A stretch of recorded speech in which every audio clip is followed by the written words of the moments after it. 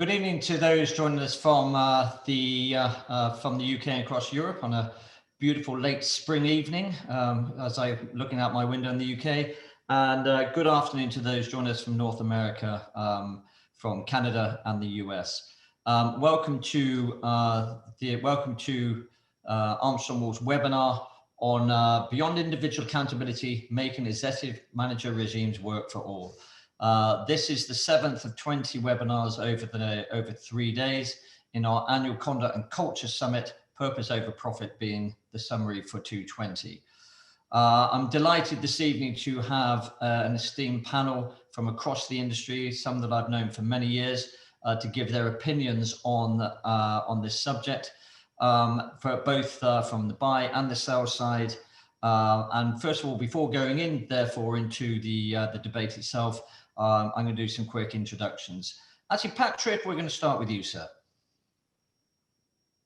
Oh, thank you, Maurice. So not one of the longest known, but certainly we're now spending a lot of time together.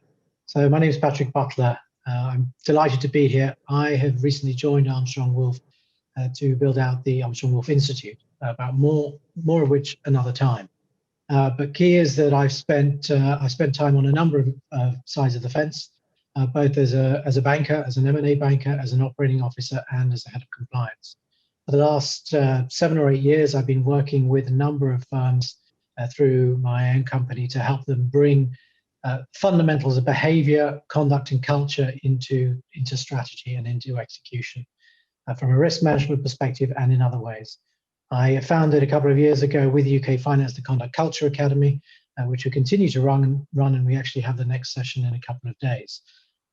But the focus now is to help build out the skill set and the capability and the influence of the COO within our industry to rebuild trust. And so I'm delighted to join these esteemed colleagues with years of experience to talk about this particular subject. Thank you, Patrick. Paul, if I can introduce you, sir.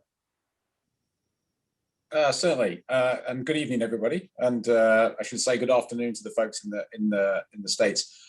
So yes, Paul Maley. I work at Deutsche Bank. I've been a COO multiple times during my career, and I've actually lost track of how long I've known Maurice.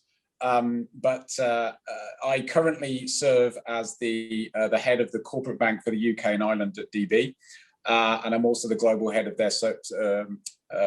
their security services business. And I think the reason I was invited to this panel is because I am their SMF 21 for the UK for corporate banking. So I can give you some first-hand experience of how that feels. Thank you very much, Paul. Rory. Yeah, thanks, Maurice, and good afternoon and good evening.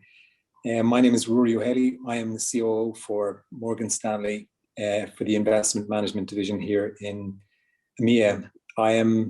While COO for the division, I am CEO of the legal entity here in the UK, which is the investment advisor, Morgan Stanley Investment Management Limited.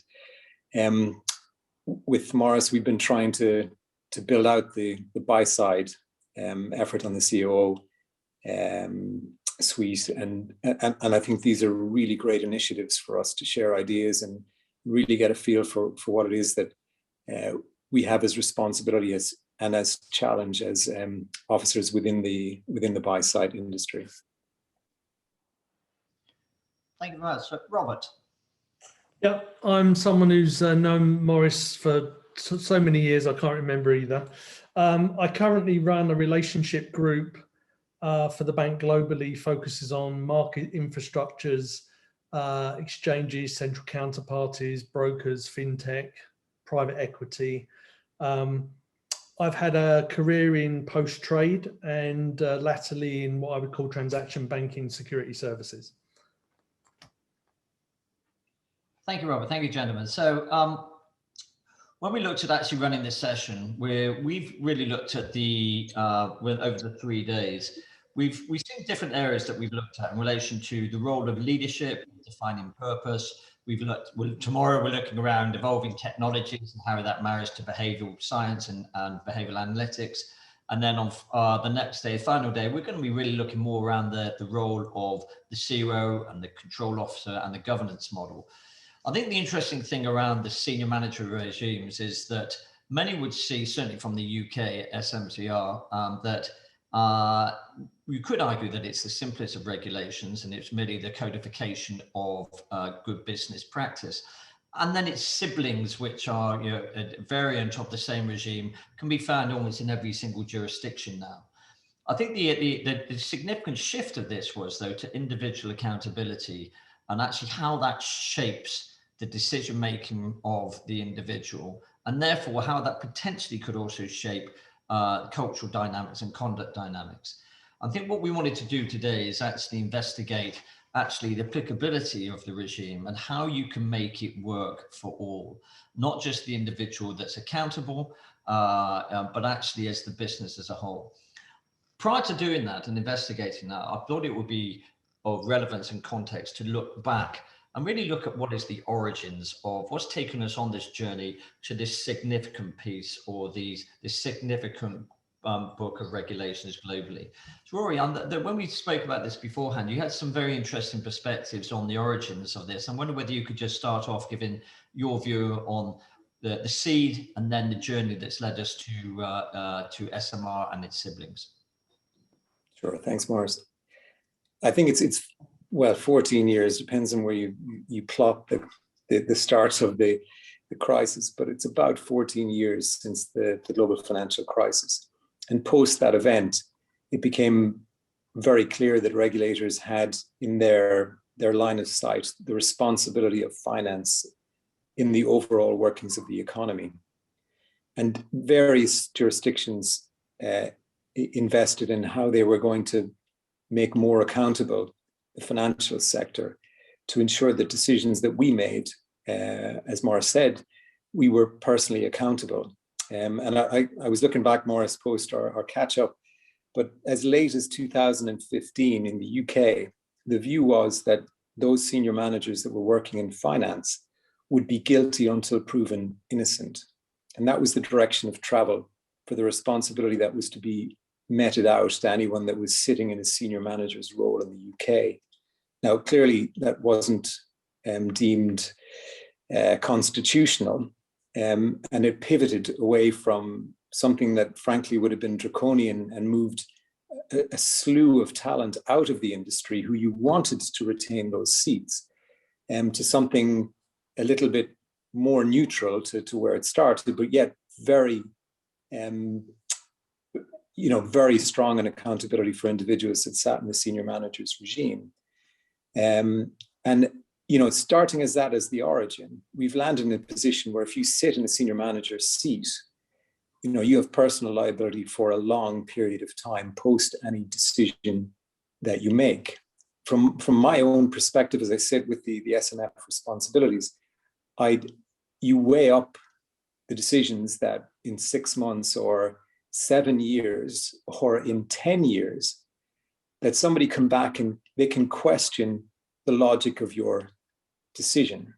They can question the logic of your oversight structures. They can question whether your systems and controls were as robust as they should have been, given that that's what ultimately supports the risk-taking that you do as a business. And let's be very clear, our business is risk-taking. That's what we do. That's why we're senior managers. But the level of responsibility associated makes you, in my view, very dependent on your second line, on your third line, and the partnership that you have with those. So, I think about where there's a grey decision that you've got to make. And, fortunately on the buy side, perhaps it doesn't happen as much because, we're not a balance sheet business. We're not really a transactional business. But I weigh up those decisions and know that I live with that for anywhere from 7 to 10 years now. Thanks so much for that. Paul, could I bring you then on your views then on the origins and the journey and the conclusions that Rory said? In fact, we first met where you were just coming back from the US, and I think you were coming into a role which was going to be part and parcel in helping frame the 3 lines of defense at Deutsche Bank. itself a response to the broader regulatory agenda.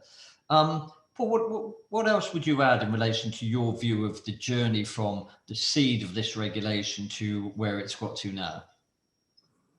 Well, first of all, I would agree with everything that Rory has just said.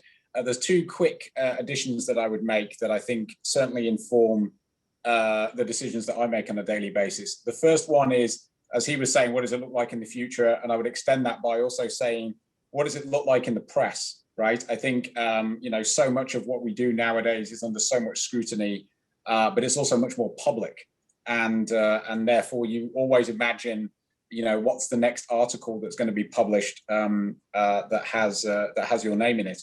The second element is also partnership within the first line in terms of our embedded control functions. So when we look at the, not only, of course, our level 2 partners like compliance and legal and credit risk and so forth, and obviously those folks in audit, but there are so many of our most, trusted advisors and people that we need to rely on every day, to guide us out of harm, who are also obviously embedded in the first line. And of course, that includes our operational, partners as well. Something I'm sure that, that Rob will also mention. So the very concept, which is obviously defined in the regulation of what's referred to as reasonable steps, is your only credible defense. And therefore it's saying, okay, well, I made the best decision I could on the day that I made it with the information that was available, but I took these reasonable steps in making that decision or running the business in the way that I did.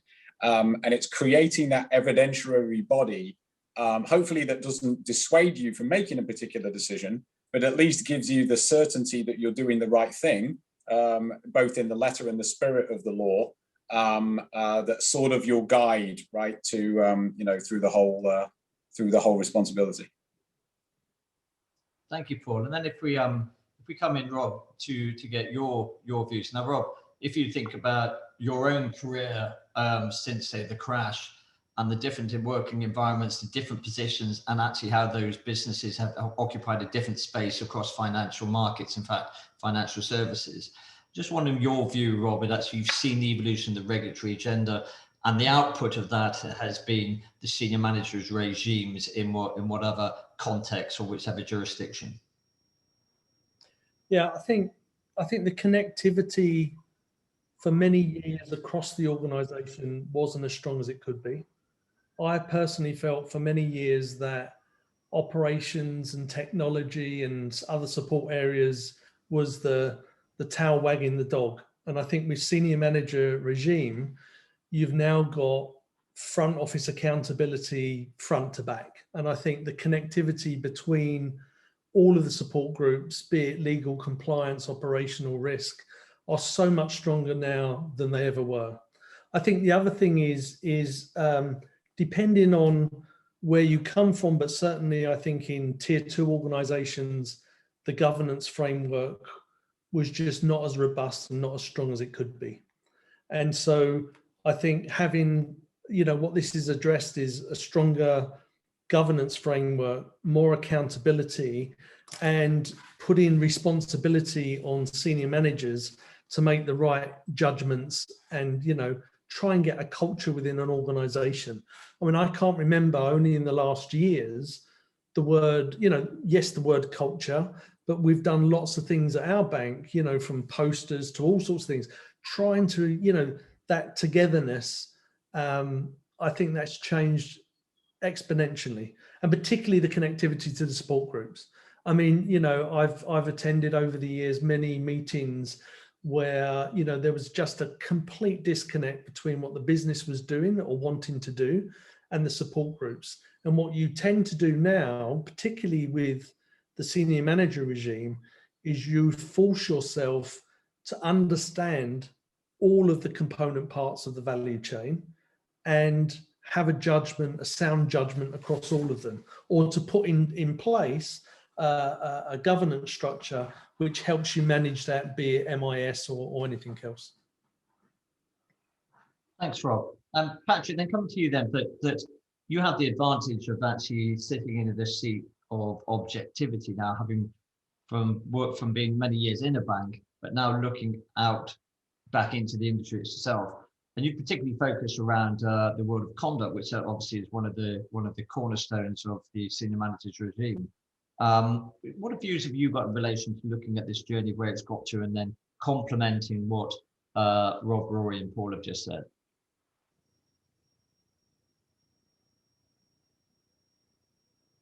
We know what the impetus was, certainly, and it was public dissatisfaction and political dissatisfaction with the role of the banks within with the financial crisis. We've seen all of that. And Rory's right, there was a little bit of rebalancing.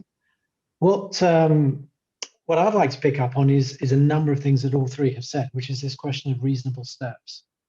So the point is that you can still make a wrong decision, but you need to have the evidence to show that you went through the right steps. You had the reasonable steps.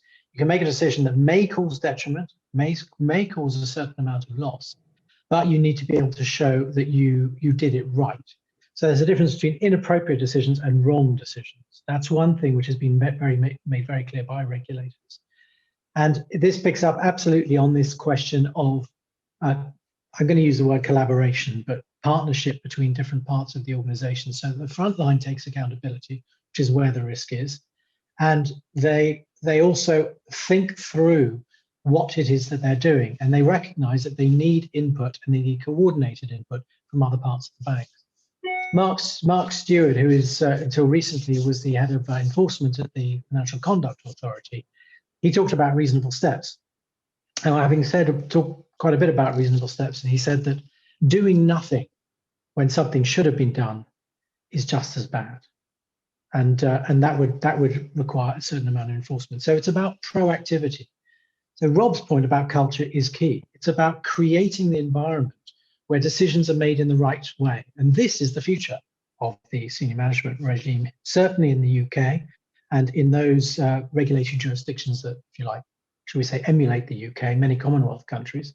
But also we're starting to see it in the US through culture in banking, through the recent a number of discussions by the president of the Fed and so on, when they are talking about this sort of behavior and leadership. So with the conduct and the behavior and the culture lens coming through it, the regulator is seeing this as a responsibility and accountability for those in senior management positions to create the right culture for people to work together, not to work against, but to think about the long-term purpose and the potential detriment that they may be causing, they may cause through, again, that word, inappropriate decisions. So it's interesting. We continue to see it more. We're starting to see that in the attitude of regulators right now, as they start to layer onto things like the senior management regime a number of other almost behavioral approaches. We had a conversation just earlier about leader character, and the character of leaders that they expect us, that the regulators are starting to look at, are exactly those that create a positive culture. And if we take that, and this is my particular bag, if we flip the coin on preventing failure or preventing detriment, what we're talking about is the right cultures that will drive value for the firm, sustainable value and financial value for the firm in the long term. So it creates good, robust, constructive behavior throughout the organization, aligned with purpose and in a way that will drive real value, good value for the firm. Thank you, Patrick. So if I play devil's advocate, so if I'm fortunate enough not to be in the position of saying being gifted the hat of being a senior manager, but Patrick, just before pivoting back to the panelists who actually don't have the advantage that you have in relation to freedom of speech, I think complete freedom of speech and opinion. So one of the things about sort of the challenge in relation to having principle-based opposed to rules-based is that principle-based, you could argue, has its benefits or not, depending on where you interpret it. And as a senior manager in relation to that ambiguity, it could quite easily take you down into a corridor of being overly risk averse, as opposed to actually recognizing the risk and putting in place the spirit of the regulation, which is to do your best to mitigate all chances of failure, as opposed to in the US, which is rules-based, where you could argue, at least I understand where I stand. Now, And that basically comes on to the principle in relation to the surrounding conduct. But if you were an SMR then, in relation to how would you get comfortable with the regulation, be it with you in the US on a rules base or in the UK on a principle base? Well, you raise a good point, and the question of rules versus principles based, they're on the same spectrum, which is at slightly different ends. There is still a lot of interpretation in rules based from a legal point of view. You can argue the legal niceties of a rule. The advantage of principles based is that it can adjust with changing times much more easily and more flexibly. But you're right, it makes it very difficult for organizations to reverse engineer, if you like, the intended outcome, or they interpret as the intended outcome of the regulation, into decent procedures, controls, practices, and fundamentally behaviors within the organization. So if I'm in that situation, the first thing that I would do is start to have a good dialogue with the regulator and explain what I'm doing with them. Some of the most powerful conversations we've seen for senior managers, and I've been involved in these conversations with the regulator, have been those where senior managers have been able to sit down and point out where they have found things that were wrong, or where they have given up business to do something right that they feel fits within the culture of the organization under the conduct regime. I'll give you an absolute example of this. In a firm where I was compliance, I was building out the compliance function. It was during a period of massive change. There was a very tense culture between risk and it was a conflictual culture between the risk function, the second line and the first line. But after about 2 years, we went through a regulatory audit of culture and information controls. And during that, we discovered a particular deal which went across the wall because it was an equity issue. And the procedure hadn't been properly followed, and it looked like an investor had been given inside information without being walk crossed. Now, 2 years prior to that, in the environment without what was about to become the senior management regime, there would have been recriminations, there would have been blame, there would have been, well, who did what? What actually happened in that circumstance was the head of ECM, when he found out what happened, he said, right, we're going to do this, this, this, and this. He actually took action. He recognized what had been done. He talked to compliance, talked to legal, and put in place the necessary remedies, but also raised it right up the chain so everybody knew what was going on. Those were the right actions to take. And when this went into the report for this regulatory audit, we had no comeback from the regulator at all because we had done things the right way. Although a mistake had been made, we recognized that it was a genuine mistake and it was not people trying it on. Even though this was following a period between 2009 and 2012, which is when this happened, when the regulators were after scams after the financial crisis. Every deal was being investigated. So you can see that, if you like, taking that open and transparent and honest approach, a genuine, authentic approach as a senior manager, having dialogue with the regulator, close dialogue as Paul, Rory, and Rob have discussed with their partners in the other lines of defense, you can actually create a very robust framework that will defend yourself as an individual. And fundamentally, in the end, in the long run, it gets the regulator comfortable with you. They take their foot off your neck, and you find that actually it becomes much cheaper to manage your regulatory risk because you're not spending so much time looking over your shoulder. It's having that trust, that trusted relationship. It's the same in all walks of life. You know, it's getting away from that blame culture, or the culture that says if I put my head above the parapet, it's going to get shot. And I think that is very important. And you know, to me, the biggest thing around culture that I've seen is just that, creating that open environment where it's okay to make mistakes, but as long as you put in, as you said, good remedies or good documentation, and I think that works really well. You know, and some people Thank still. you, Rob. Yes, Rob, you were going to say? No, done. Paul, if I come to you then on the back of Patrick, to me that sounds perfect in theory, but actually, and also that was 2009, 2012, the world's moved on in relation to practice process, and then we've got the regulation itself. I'm just thinking, so Paul, when you were given the crown of SMR, what's your view in relation to how materially do you think it changed the way you looked at things, or was it just a continuation of good practice but gave you an extra focus? Well, I think it was the point that Rob made 10 minutes ago that was quite powerful, is that you suddenly realize that you're responsible for the entire infrastructure, right? You're responsible for almost everything that can go wrong. Now, you're going to spend the first 3 or 4 months worrying about that and feeling quite intimidated. And then you're going to spend the rest of the time that you're doing that job then, working out how to operate in that kind of environment. So you do get used to it, but the question is, what does it change about how you perform as a manager and as an accountable owner? And I think the difference there is that you are going to spend more time looking at governance. You are going to spend more time looking at supervisory structures. You are going to spend more of your time looking at MIS to be able to learn what's going on.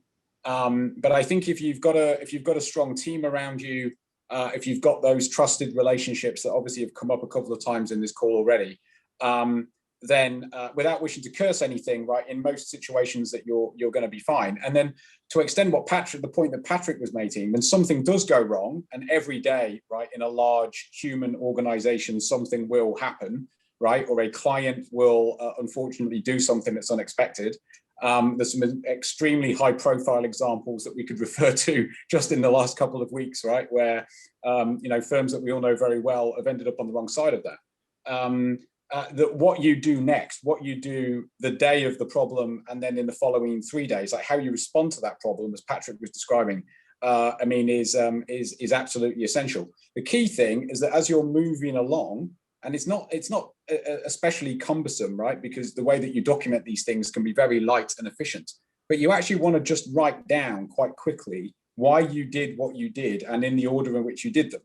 So that when you decide whether or not you've made probably a painful decision or maybe a difficult decision, either commercially or politically for your organization, to say offboard a client or cut off a credit line or continue doing business, of course, right, which is just as likely, that you've provided some just level of evidence as to why you actually did that. And that needs to be something, of course, that you can find when 6 months or 12 months, or as Rory said at the start, 7 years afterwards, right, you can lay your fingers on it, and then you're going to be in a much better place. So it's more of there is a change of mindset, which I think is the front to back element. And then your mode of operating is just making sure that you're picking up that evidence of reasonable steps as you go. And then how do you, Paul, when you say with accountability front to back, and when you, for many years that we've gone for decentralized model, we've gone for outsourcing, relocation, etc. So much of it is out of your reach, and that's even out of your jurisdiction that you're residing. How realistic is the senior managers regime for an individual to actually hold that accountability? Well, that's where your governance framework comes in. So no, even though it's not the topic that any of us wants to spend a lot of time focusing on, a lot of time spent now will save you a huge amount of time, later on. So if you're having regular meetings to make sure that you're talking to people, that you're sharing data in a consumable format that's actually meaningful, right? You're measuring KPIs that everyone can agree on. You're looking at risk metrics that everybody shares as the same view of the world. Even if your operations management is in a different continent and your credit risk team is in another part of Europe, and the person that runs your tech organization lives in New York, you'll find a way to make it work. Certainly the banks that are represented right on this call are all of that size and shape. So the idea that all of us sit in one room or even in one building, of course, right, that organizational model is long gone. So yeah, be an effective communicator and making sure that you've got data that everyone agrees on. They're of a huge benefit. So I'm going to bridge back into Rory on a point that Rory made about so But the psychological impact of this in relation to, I think, Paul, that you and I talked about this from the difference between a COO pre-2008 and the COO post-2008. You could actually apply this to an SMR, pre-SMR and post-SMR. In relation to the COO, you go to bed worrying about new market entry, competitive advantage, new technologies, where your profitability, etc. And now you go to bed worrying about where's the business going to blow up tomorrow, and what are my personal liabilities, etc. Surely that psychological framework is inhibiting from actually the industry doing fundamentally what it does, which is taking risks to capitalize on those risks. So I'm just interested in the psychological perspective in relation to you've really got to actually be a resilient leader with belief in your staff and your governance structure to be able to operate to your capacity, surely. Yeah, I think that's a great point, Maurice. And listen to the other contributions. I was just thinking about, as you layer it down, as you said in the beginning, Maurice, it was about trying to encourage better cultures within financial organizations. But many of the groups that are represented here, there are strong cultures that were already in place. And you don't hear us saying that senior managers made fundamental changes to the way that we operate as officers of those organizations. But if I think about it in terms of, how do you get comfortable as a senior manager? The first one is the values of your organization. What are the core values of your organization? And that will tell you how an organization thinks about risk.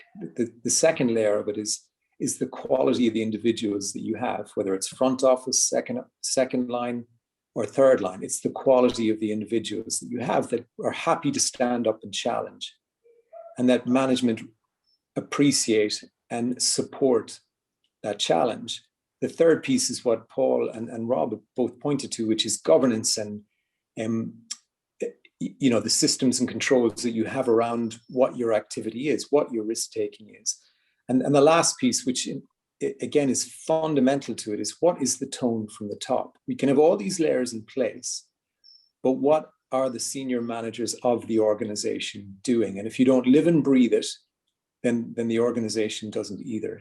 So in many respects, for lots of the organizations represented here, senior managers probably didn't change a lot of the way in which we function.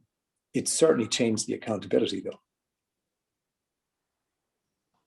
And it's probably added an extra layer in relation to how you report it, in relation to creating that effective audit trail of discovery. But I'm just thinking, therefore, are we therefore saying that you could look at this senior manager regime to pivot your attention two ways? One, actually, it could be a psychological cloak on you to inhibit you. The other is it could get you to focus more on yes, about governance, but actually, what is your role? Your role is to lead the organization and create a culture where those sort of risks are going to be less likely to actually unfold anyway. So do you feel then that, Rob, if I come to you on this, do you think a byproduct has been, or if you can look at any of the byproducts that you've seen from colleagues or peers within Commerzbank and beyond, that SMR, do you feel as if there's been a change in the perception of the role of leadership because of SMR, but on the positives in relation to people grasping the reality that we've got to do something about changing culture as part of my SMR responsibility or equivalent in the US? I think I've seen a mixture of both, if I'm honest. And I think getting the balance between, as Rory said, we're in the business of risk. And it's getting that fine balance between taking risk and being overly conservative. I mean, I don't know. I've seen different styles, actually. I've seen the style of, I'm going to stand up and be a leader and set example and be a role model, but it comes down in a very mandatory tone. And that doesn't work with people. And then I've seen really good leaders who have excelled in that senior manager regime. They've rallied beyond their sphere of influence. They've contributed. They make positive change across the organisation. But I've seen it both ways, really. I think it's definitely, you know, it is definitely a tone from the top, and being a role model, and you know, having that accountability is a byproduct, but you know, stand up for what's right. And that can be that, in my example, you know, we've got senior managers across different business lines, and it leads to some very healthy discussions and some very, you know, on point discussions and almost conflicts. But I think at the end of the day, if you've got that culture of doing the right thing, you will do the right thing at the end of the day. You will agree. And I do think, I do worry about organizations that make everything, you know, culture is mandatory, this is mandatory, that is mandatory, because if you go too far down that, people just don't necessarily do the right thing, because you're not promoting that culture of openness and experimentation and, you know, standing up and doing the right thing. It's not necessarily sometimes the tone that can come across. And Rob, So actually- if I could add what Rory said, it's exactly that point. You can have people who do all of that, Yeah. and then senior management take a different line and it switches them off. So they may be high quality, but they just choose not to do something because of the fact that what they're doing is not being valued, or it's being regarded as disruptive by the challenge that you need. So it's incredibly important to have all those layers that Rory mentioned to bring those behaviors out. It's not, you can never tell somebody behave like this or have this culture. They have it innately. It's about exhibiting it, and they will only exhibit it when they recognize and they see others who they respect and who are at a senior level who have been successful exhibiting that behavior as well. And then they will emulate them. So it becomes a very human approach to the whole sort of building of that access and that openness that Paul said, so that you can actually see what's going on. Without those people opening up, you won't actually have that information that you need to do your job as a senior manager. And it's getting that balance, because, you know, under the senior manager regime, you're accountable from day one. So you're expected to live and breathe and know everything that's going on, and you're accountable from the minute you get the title. And I think that, you know, we discussed it, I think, in our I think Rory brought it up about, you know, having someone with that experience towards the back end of their career, perhaps, probably makes them the best suited person. But do they want to live that accountability for 7 years hence? So I agree with, you know, what Paul's saying is you spend a lot more time on governance, you spend a lot of time reading minutes, you spend a lot of time making sure that, you know, what was said was properly reflected, because you may be counting on that in 7 years hence. So that's changed a lot, and it's just getting that balance right, I think. I think it just, Robert's very interesting point though, if you think about the very nature of SMR, senior manager, and its equivalent in the US SR, it is likely that these individuals are going to be in the last sort of the last 10 years of their career.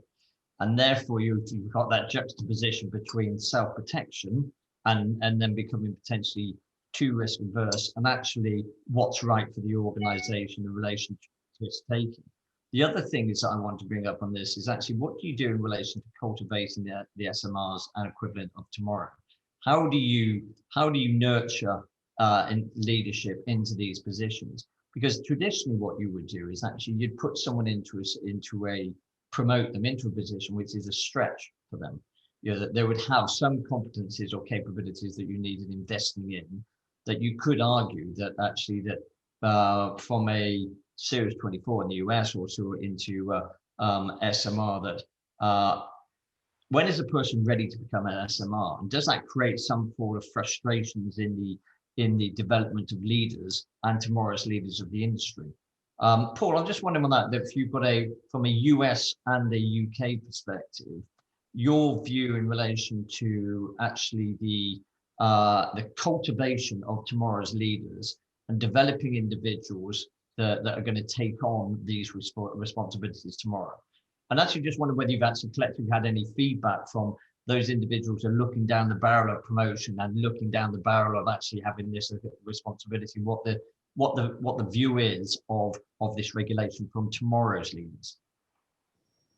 No, Maurice, that's a great question. I mean, so a quick comparison with the US to start. I mean, first of all, you will have let's just say that the size of the bank in both sides of the Atlantic is of a similar size. You'll have a lot more Series 24s than you will have SMRs, right? SMRs generally are in the handfuls. A Series 24 is a supervisory exam, but that will often boil down to the desk level. So I can't recall in the 10 years that I spent in the US that anybody would turn down a role because it was a Series 24 responsibility. I don't recall of any of those. Obviously, Patrick, Rory, and Rob may know differently. However, I do know people in the UK who have turned down responsibilities that would have been promotions because they were SMRs. And I think that's two things. I think it's first of all a reflection of the personal accountability. I think we've covered that very well on this call already. I think the difference is that because there are, as I guess the inflection of your question, because there are so few of them, relatively speaking, compared to the overall size of the population of the firm, the people that then get asked to step up into those roles come from a much smaller cohort. And when you think about the multi-generational ascendancy plan, what does your organization look like in 5 years' time and beyond? Yes, for the first time, I think, in history, you need to start worrying about who your SMRs are going to be. That'll shrink down that demographic as to people that you feel are culturally the right fit, per the points that Rob was making, but also have the right skills and the right background and responsibilities. It becomes a relatively small set. And then when we start to layer in the other things that we care about as an organization, being a meritocracy, fostering diversity and inclusion, trying to just make ourselves a better place to work and a better place, as a member of the community, it becomes harder and harder still. So there's no magic wand for that. I think that's why we need firms like yours, Maurice, to help think through those kind of problems. But yeah, it's an interesting leadership challenge, and your forward planning is going to have to be that much better. And perhaps your training program needs to be wider. Yeah. Well, actually, I think you've got to think about training. What are you trying to train that person to be? Are you going to overweight training in relation to internal views, governance, etc., which is around meeting the expectations around SMR, or are you going to actually focus more on how do you get the byproduct of being able to meet SMR, which is actually culture, leadership, purpose, etc. But either way, if I was looking at my own career and I was looking at sort of the next step up is Series 24 or SMR, I would actually be having a considered view and really want to understand what that is. What does that mean for them? Maybe that's what you should do if you're going to be stepping into those leadership steps. Rory, what's your view in relation to, you've got the wonderful double hat of CEO for the UK and actually EMEA COO. You must be, any charge of any leader would be looking at their succession planning in relation to your both capacities. Does the responsibilities, the corporate responsibilities around SMCR, how does that reflect, or has it been reflected in your view in relation to your identification and nurturing potentially your succession planning? Yeah, that's a good question, Maurice. And maybe I'll give my background as well. Obviously, I was never a CEO before, so I took that role before senior managers came in, and I took COO for the division before senior managers came in. So if we had senior managers as I moved to those roles, would I have been able to do those roles? You talked about the stretch, and that really is a question. So my background is I was the risk officer, and that really has been my background since the crisis. And there is a somewhat of a fit for a risk officer to a COO to a CEO, in the sense that you understand what risk is. You're trying to in the first case, don't take it on. You avoid it as much as you can. In the second case, you either mitigate it, you transfer it, or if you have to, you must manage it. So having a risk background or second line background is definitely helpful. In terms of looking then at succession planning, it's very difficult, because as Paul mentioned, there are plenty of people that will not take the senior manager slot. And if you think about it, you 7 years of risk or longer with a clawback of your variable comp for that period. You know, how do people think about being compensated for that level of personal liability? It's incredibly difficult. And then do you err on the side of, well, I don't want somebody who's purely commercial and that they take huge amounts of risk? Or do you take somebody from a legal risk or a compliance background who's more embedded in how you try and control the aspects of risk? So it's a very, very difficult question to answer. Honestly, I'm not sure that we necessarily have the right answer. Yeah. It is. Rob, go ahead, please. No. It's all in the training, and the thing is, what would make you a good senior manager is if you've seen how front to back really hangs together. So I think Rory's comments about, if you're coming from a first or second line and you move through, is that sometimes better? Probably, because you've got much, as he said, you've learned how to control some of these risks and you've got a better appreciation. But I think it's all in the training. But it's a very difficult one to grasp, really, because the training required to be able to put a good governance, an MIS and everything else structure around you and know all the points of failure is quite a challenge with, and combine that with the risk that you run. It's, I'd agree with you, Rob, and I would probably try to finesse the word training in a way, because it's about, it's an element of the infrastructure of the organization. That's where governance also comes in, by the way. Governance is about reporting, it's about the MI that you have. Paul talked about MIS, or the systems. What are you actually measuring? And is it giving you leading indicators of things about to go wrong, or well in advance of them actually going wrong? Creating a culture where issues are raised early. This is psychological safety. Are these things that you have a good handle on? Because that ensures that you get things bubbling up and innovations and people talking about, well, this isn't quite going as we planned, well before they become a problem, which puts you as a senior manager in a much stronger position if you're creating that environment. So in terms of the personal risk and the risk, again, I'm sorry, I get pedantic about words. I apologize. I hate the word compliance, by the way. Is because it's limiting.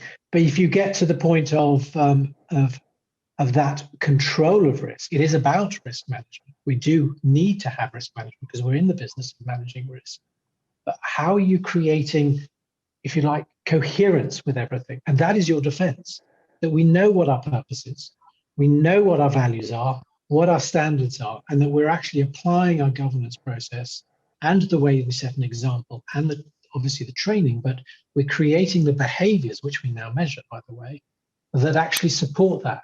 And with all of that in place, if you can have that approach with reward and recognition processes, with metrics, with measurement dashboards, but also setting the example, real leadership at the top, you will be in a very strong position and hopefully a much safer position, because you'll not just be able to argue or point out that we actually did things the right way, but you won't get into that situation because you'll have that reflexivity to deal with situations before they become problems. And in fact, by doing that, you turn the corner and everybody is driving towards a successful approach. They're constantly thinking in a risk-aware manner. And it actually makes your life better. So what that does require, and this is perhaps where the whole so what question comes with the COO community, is given where the COO sits, not just because they're a senior manager or they have that responsibility, but how can they, with the levers that they have access to within the organization, create that, let's call it an ecosystem, that will support all senior managers in enabling them to do their job, not just to exceed regulators' expectations, but to drive a very coherent, functional business, which is more successful, and therefore they will succeed with it. Does that go too far? I don't know. Therein lies the challenge. Now, what we've got 8 minutes left, and I'm going to propose one question to each of you now in relation to. So, you are you're sitting on the throne of SMR or Series 24. and you are gifted either you have to choose one, culture or controls, to actually fulfill your obligations from an SMR perspective. You're only allowed to choose one. You can't. We of course we need both. In fact, you need the triumvirate. You need the third musketeer, which is purpose. But actually, you can only choose one as an SMR or Series 24. Paul, which would you choose and why? I'd choose culture every time. I think controls will always be imperfect. They will always miss something. There will always be somebody that can find a way to circumvent them. If your culture is rock solid and includes your entire, corporate family, I would certainly feel, if that's working in the way it should, I would certainly feel a lot safer. So we could say you retired this summer, for example, and it's 2028. Someone knocks over your cocktail in Barbados, says, "Can we have a chat with you, please, about this decision?" And you go, you had the choice of actually putting a control in place that actually would have mitigated this, and you went for culture. Can you, would you feel that's what I'm coming from in relation to? If you think about short. But the point he makes is a good one, because as a front office owner, it doesn't matter how many second, third, fourth line of defense, it's never going to be enough. So I would take culture over every day as well, because you will always have that exception or something you haven't thought about or somewhere bypassing. Whereas if you've got a culture of everyone pulling in the right direction with the same values, hopefully gets you over those difficult times when you don't spot something, or someone puts the hand up anyway and says, what's happened. So Rory, what would your view be? I presume we're going to fall in line. Culture, 100%. And again, it's back to the values of your organization. If you lay them out, you make sure that everyone invests in it, then the predictability of how you manage those decisions. And look, being a senior manager is about making those decisions, but you're not going to get them all right. That's not the point of being a senior manager, but it's the process by which you interrogate the problem, and the values of the organization, which set your culture, will really shape how everyone behaves in it. And the alignment of people to that culture is, if you don't have that alignment, that's where you get conduct issues. So 100%. As an ex-risk manager, culture. So you're preparing your budget for 2022. Are you going to have more allocated to the budget for cultural initiatives and for training and leadership training than the fully loaded cost for your controls? Yeah, look, one of the things that we've talked about a lot over the last year, in lockdown, is we've had a bunch of people join the organization who have never set foot in the building. In the building, on the wall, we have plastered on it our values, and you forget that walking through the halls every day, you just remind yourself of what the value of the firm is. Some of these people have never met a culture carrier. They don't know necessarily the DNA of the organization. And we spend a lot of time trying to figure out how we connect those new people to what it is, our culture of the organization. And we spend a lot of time on that, Maurice. It's the individual connection points. It's not the big Zoom calls. It's not the conferences. It's the one-to-ones. It's the personalization of it. It's picking up the phone, having a normal conversation. And as we now move back into the office, hopefully this summer, we've got to really reconnect with that group to make sure that we haven't created a gap in what, for us is a fundamental thing, which is our culture. So Patrick, what's your view? Well, you know what I'm going to say, and I'm going to be a little bit provocative. That if you get the culture right, it becomes your control, because people themselves will be making the right decisions. And when you think what culture is, it's an aggregate of conduct, of behavior, and behavior is the manifestation of decision making. And therefore your decision making will be right. And the controls are there to ensure that people do the right thing and make the right decisions. So fundamentally, if you get the culture right, what you do is you create autonomous control within every part of your organization. And all the millions or billions that you spend on systems can be, if you like, not replaced, but you have a safety net under them. This is a conversation I had some years ago with Julia Hoggett at the FCA about exactly this point. With all the monitoring systems and technology that people were spending on, we were talking about culture, and I was talking about the UK Finance Conduct Culture Academy we're about to launch. And she won't mind me saying this, of course, but she said, if we have that, then you don't have to spend as much on your MI because you know that things are going to work. You have that safety net, that the decision making at every level in the parts of your organization where you cannot prescribe through policies or controls, you can't even predict might happen, are taken care of because the right mindset is there in the first place. So I think yes, Robert. That's a very theoretical view. I think Yes. you always have the balance of both, right? You're always going to need to. You're never going to have one and not the other. Absolutely not. No, You're sitting in one of those hot seats without the right MIS and just hoping that everyone does the right thing. If anything, you could, yeah. What this pandemic has shown is the importance of connecting those teams together and reinforcing every day. We've got the same thing. You walk through the office, it's subliminal all the time, and losing that for a prolonged period of time can lead to some challenges. Yeah, it's for another time, but I would say that MI is not a control. It is a reporting, but it tells you how things are going. So you can still have that even if you don't have controls. You can still have an MI. That's allowed in Morris's little scenario. Or is it?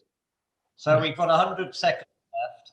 I'd like to thank the four of you for that intellectual engagement. I think the spirit of it is that the senior managers regimes are, they capture the essence of collective responsibility that you hold in leadership that ultimately you get rewarded for. And I think I think it was the CEO of HSBC when it was coming out saying that if you're doing your job, this is the day before it became live, SMR became live. If you're doing your job correctly, tomorrow's no different than it is today. But I think the reality is that I think it has reshaped or is fine tuning the way in which leadership is done, maybe for good or maybe, or other, but we'll have to wait and see on that. I think, but I think that, I think the challenge therefore is comes down to leadership, because actually if you accept collective responsibility as being a cornerstone of leadership and you invest in leadership, then actually a byproduct of that is going to be a strong culture as long as you get the leadership right. But I'm just going to quickly go around. We've got 60 seconds. That means 15 seconds each for closing comment. And we're going to go in no particular order. Patrick, 15 seconds only. I would say that SMCR, you can switch it around. You can turn it into that leadership, that positive, constructive leadership for the organization, which will drive value if you really take a slightly different approach to it. Thank you, Patrick. That was 12 seconds. Congratulations. Rory. For me, the key piece of it is the individuals that you have around you, because ultimately this is about individual accountability. But unless you have strength across your organization, there's going to be gaps. So what you want is strong people all around you. And the role of the leader is to identify, hire, nurture talent around them, and create cultural allegiance. So comes back to leaders, I suppose. Paul. Very little further to add, to be honest, Morris. I mean, thanks very much for the session. The one other thing I'll very quickly add on is always think about the best interest of your clients. Right, we've had quite an internally focused discussion, so don't forget the clients, best interest of clients, integrity of clients. And you won't go far wrong. Well, actually, there's an interesting point, Paul. It wasn't by design that we were having an internal conversation, but actually the whole premise of the conversation SMR ended up was having the conversation about inward looking. So maybe which comes back to the point that Rory was making at the beginning. It's a very interesting point. Robert, final word for you, Robert, and then we're done. Strong leadership. I think SMR and all of the future iterations of it are needed. There's still work to be done, but I think it's a positive thing. Excellent. And the collective responsibility of the leadership today is to leave financial services and the bank and the asset management industry in better order for tomorrow's leaders. So maybe it is going to serve a purpose. Thank you, gentlemen, for your input. Thank you for those listening in. There's one more to go to this evening. We've got two more days. If you can join us, that would be great. Once again, panel, privileged to moderate this conversation, intellectually stimulating. Thank you very much and good night. Thank you. Good night. Thanks, Morris. Thank you. Thank you. Good night.